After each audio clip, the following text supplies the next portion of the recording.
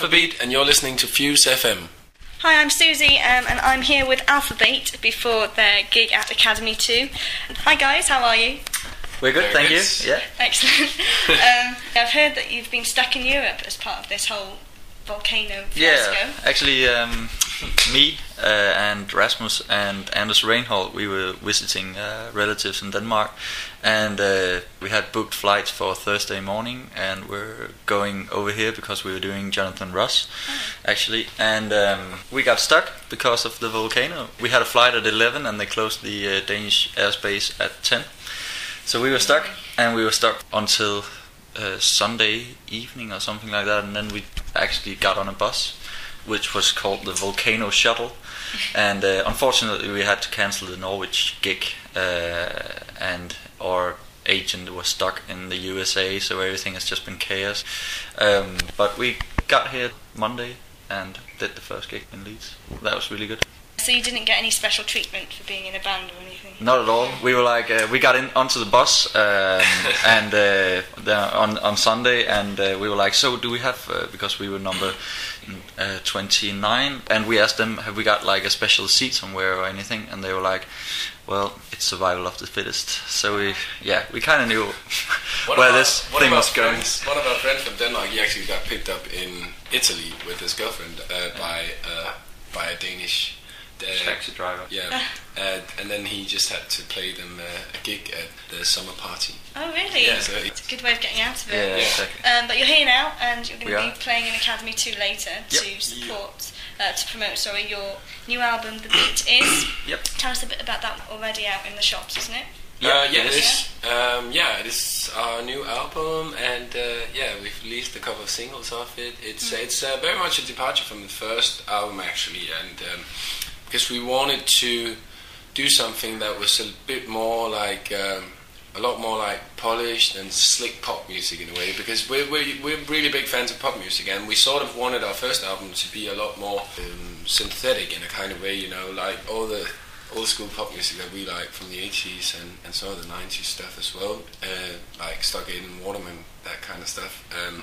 So it was really, this album is a lot more like that, and then it's influenced a lot by the dance music in general, and 90s dance music, because in 90s dance music they had a lot of piano riffs and stuff, and we really liked that when we made the record.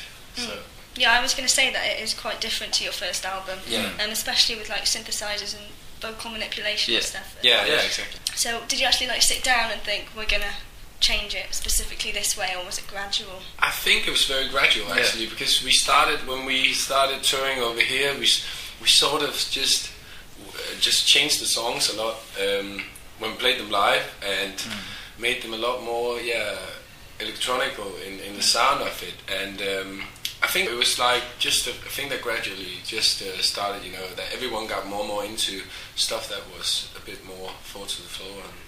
Did you feel like you have to live up to the expectation of your first album, because that did very well? I don't think we had pressure really on this one, because we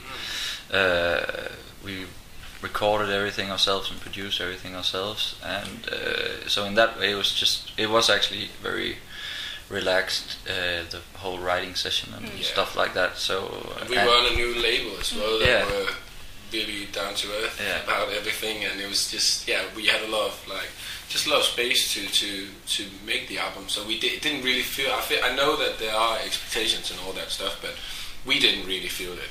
So so it's been quite nice. It's been great to see it.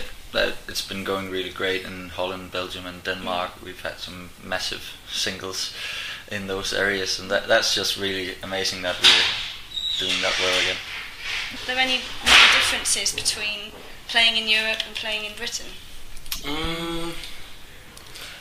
I think over here there's more like you feel like that, it doesn't take very much for people to go to a gig, whereas back home in Denmark, and that was really good for us when we started up, because people would just like, I've just heard about this band, let's go watch them, right? Yeah. And it's not at all like that in Denmark. You have to really be into a band to actually buy a ticket for a gig, and we're sort of really kind of big in Denmark, and still the really big acts, they don't play very big gigs because it's not really a big part of the culture over there. So yeah, that was just the thing that really helped us over here at first, and yeah, we're sort of like that, so that's just good. Yeah, so I was wondering, I read somewhere that you turned down the opportunity to support the Spice Girls. Yeah. Why was that? We did that in the beginning when we got here because we had played some really big festivals in Denmark and played in front of 20,000 people every day. So for us it was just a new start, a new beginning when we moved here back in late 2007. And we were offered the slot when they was supposed to play the tour in January, February, or whenever it was, which got cancelled or something like that. But it was some people wanted us to do it for like getting a sort of kick-off, but we didn't want to do that because we wanted ourselves to be out there promoting ourselves and promoting our own songs instead of just being remembered as the band who supported the Spice Girls. Yeah, we wanted to make a name of ourselves over here before we were able to get that kind of tag. Yeah, and we know we're a really good live band, so we wanted to show people that we are a really good live band who can play a small barfly or play Glastonbury. It doesn't really matter. It's just about getting our songs out in a good way, really. And that was not the Spice Girls at that point. Unfortunately, we had to say no to Katy Perry in 2009 because we were doing our new album. She was asking us to support her in the US. But then we got the opportunity to support Lady Gaga, which was actually well fitted because we had our new album out and new singles, and that was just a great way to promote the new songs. There's been some stories in the press as well, you're probably aware of. That there was a rift between you and Lady Gaga. Yeah, there was. Can you explain about that? It's just English press people trying to mess up words, because it was actually just taken out of context of a big interview just talking about how it was being on tour with Lady Gaga, and it was actually SG who did it. But it was just some interviewer who probably just twisted the words to make it sound like we had a problem being on tour, being really snobbish and stuff like that. But it was a written interview, so you can basically it's easy to manipulate with that kind of things, and we knew because it was such a big production and everything, the whole tour.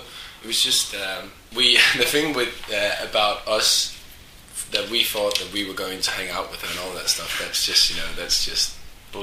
It is really, because we know the business, and we even we hang out with our support bands, but it's not like we know that Lady Gaga is not going to hang out with us when it's stupid. Stuff like that. But it was just taken out of talking about how is the tour being, and it was massive. It was just a really big production, and sometimes we didn't have a dressing room, and we didn't have access to different things and stuff like that. But we knew that, and it was just after that we said, but the tour is amazing. and he didn't.